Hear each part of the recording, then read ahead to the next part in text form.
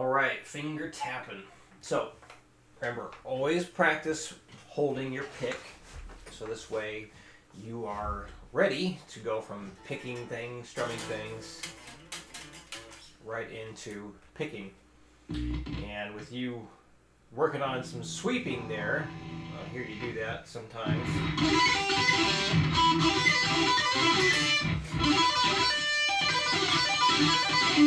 You can always combine the sweeping and the tapping. So, another good reason to keep the pick in hand. So, middle finger is doing the tapping. Remember, you're going to lay your hand on the strings so this way they're not ringing out. Pluck the string or pull off from the string just like you're doing finger tapping. So have your finger at about a 45-degree angle and hook in toward your hand. At the slower speeds, exaggerate that to really get a handle on what's going on. So, right hand or left hand, whatever finger you end up using, whether it's your, well, let's say you're using the index finger because it's good to get used to this anyway. So, index finger down. The tip of the index finger should be up underneath the B string. Okay, so this way, when you're doing this, you don't hear the B string. If you're not muting it with your left hand,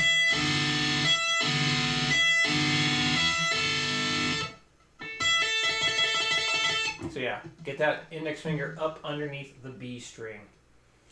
And that's the basic idea as far as technique. But what I want you to do here, every day you practice this, you're going to start at 60 beats per minute. Get a perfect take all the way through and then go up 5. Get a perfect take all the way through, go up 5. So every time you played it well enough to be on your album, then it's good enough to increase the speed, okay?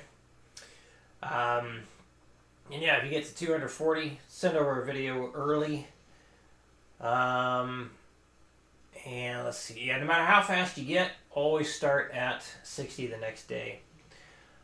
Because this is just one technique thing we're doing, I would say no more than 15 to 20 minutes on this. So work it up as fast as you can, and after 15 minutes goes by, aim for one more good take and call it a day. However, if you feel like you have maxed out in less than 15 minutes, then just call it a day there. But always end on a good take. And when it takes you like 1 or 2 minutes of really struggling, really busting your butt to get a good take, after you finally get it after struggling for 1 or 2 minutes, then you know you're done. Okay, here we go. 60 on the count of 4. 1, 2, 3, 4.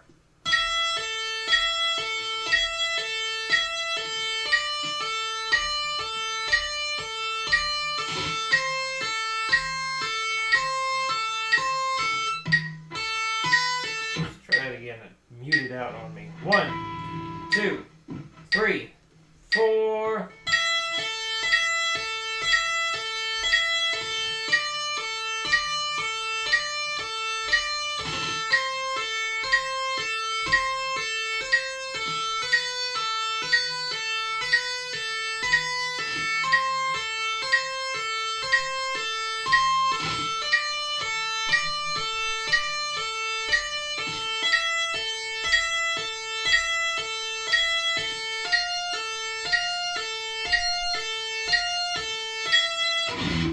$120. 1, 2, 3, 4.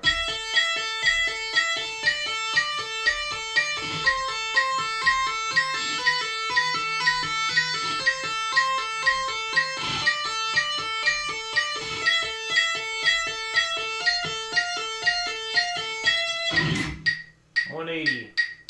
1, 2, 1, 2, 3, 4.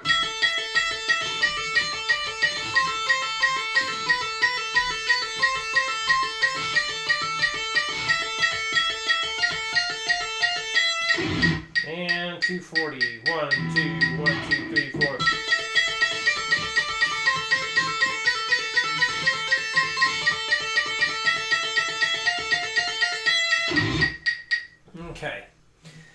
And just a word of caution or a heads up, you might develop a blister when getting this technique down.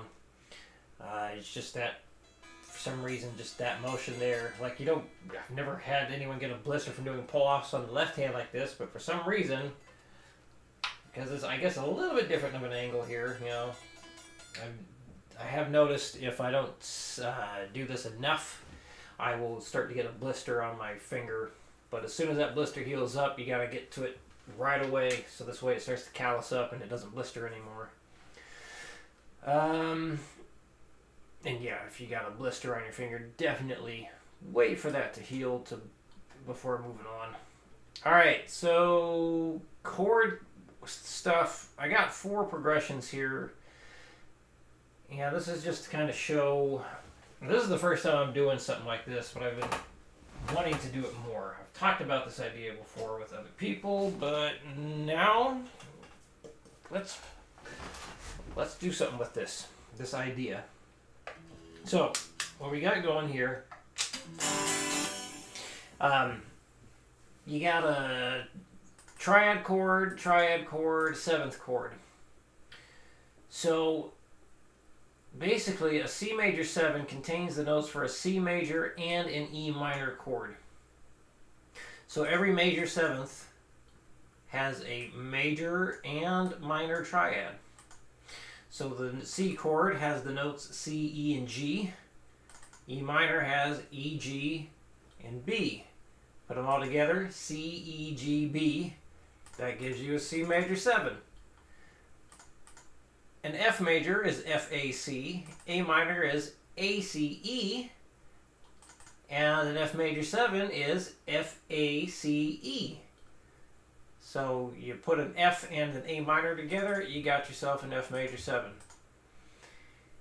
G major has G, B, D. B diminished is B, D, F.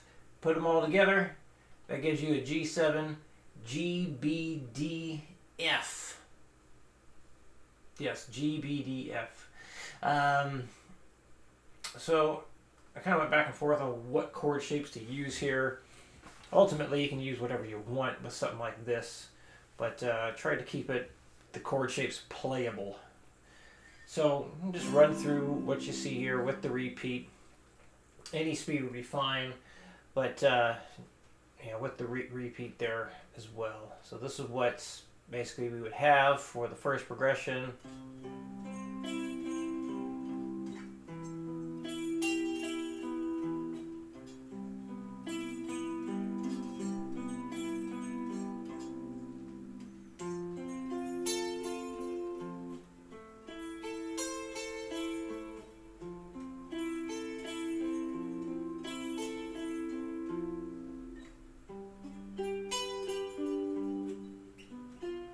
Whoops.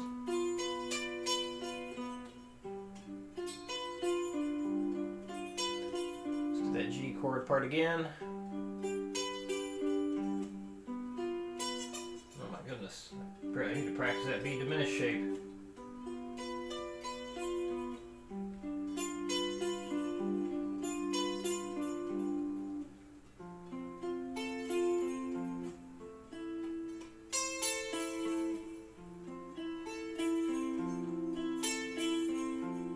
One more time through.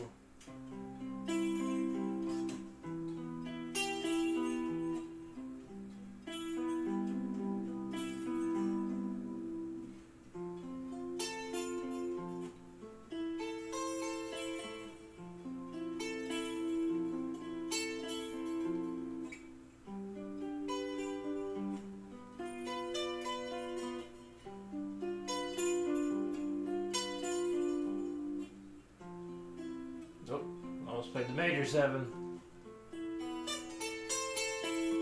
Start that over again.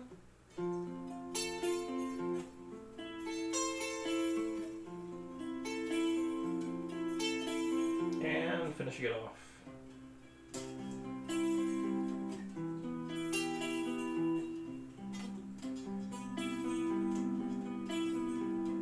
So So obviously I would need to keep working on this and get a perfect take all the way through before moving on.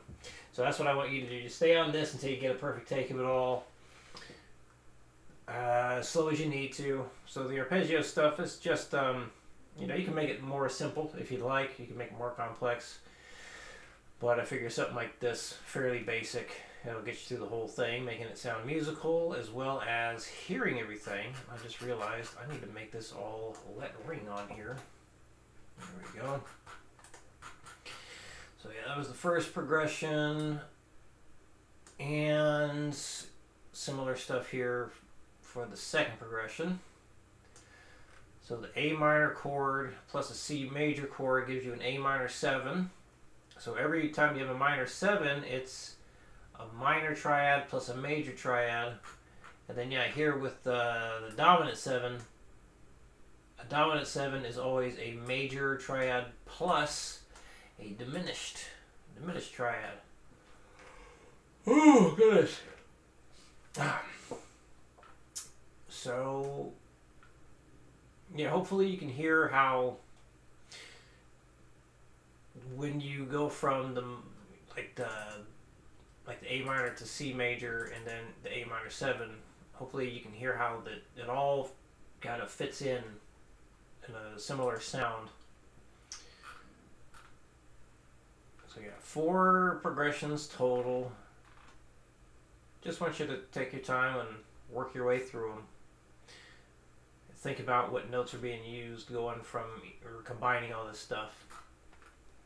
So, I think that's about it. All right. Any questions, let me know. I will see you again next week.